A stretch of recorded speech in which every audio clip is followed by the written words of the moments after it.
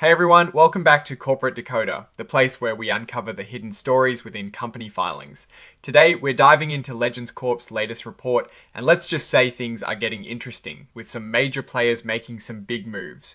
Before we dive in, make sure you are subscribed for more content like this, and join our Discord community linked in the description below. Alright, so Legence Corp has filed a Form 8. Think of this as a current report, meaning something important just happened that the company needs to tell everyone right away beyond their regular quarterly or annual updates. The date we're looking at is the 21st of November, 2025.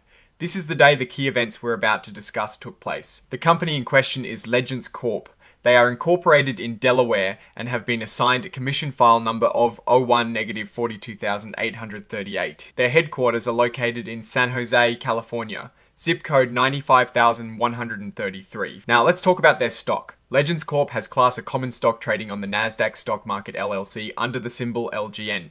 This is the main way people can buy and sell ownership in the company. The first major item they are reporting is a change in control. This is a big deal. It means that the people or entities who ultimately control the company might be changing. They are telling us to look at another section of the report, item 8.01, for the details on this change in control. So we'll head over there to get the full picture. This section covers other events that are important enough to report, and indeed, what Legence Corp is disclosing here is quite significant. It seems the real action is coming from Legence Parent LLC and Legence Parent II. These entities are linked to Blackstone Inc.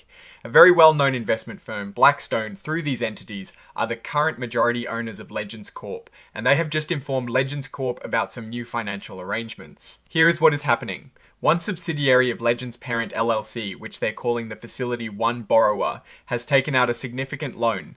This loan is a margin loan agreement with Goldman Sachs Bank USA. To back up this loan, they pledged a lot of Legence Corp stock. Specifically all the Class A and Class B common stock owned by this subsidiary.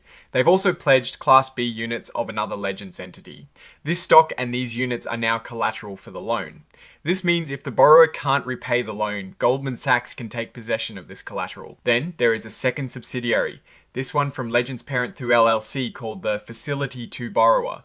This borrower has also entered into a similar margin loan agreement, again with Goldman Sachs Bank USA. And just like the first subsidiary, this second borrower has also pledged its class a common stock of Legence Corp as collateral for its loan.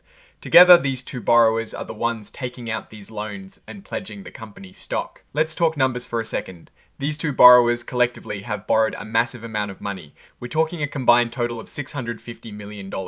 That is a significant sum borrowed against company stock. To secure this $650 million, they have pledged a huge chunk of Legence Corp's stock.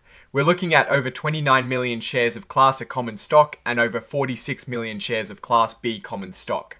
They've also pledged over 46 million Class B units. This is where it gets really interesting. These pledged shares and units collectively represent about 72% of the company's Class A common stock. That is a huge majority. This means that if these loans go into default, the lenders could end up controlling a vast majority of Legence Corp's voting power. This is the core of the change in control event they are reporting. Essentially, a large portion of the company's ownership has been leveraged. This is how Blackstone is using this stock as collateral to perhaps fund other ventures or manage their investment in a way that requires liquidity, but it puts a significant portion of Legence's stock at risk. The loan agreements have standard clauses for what happens if the borrowers can't meet their obligations.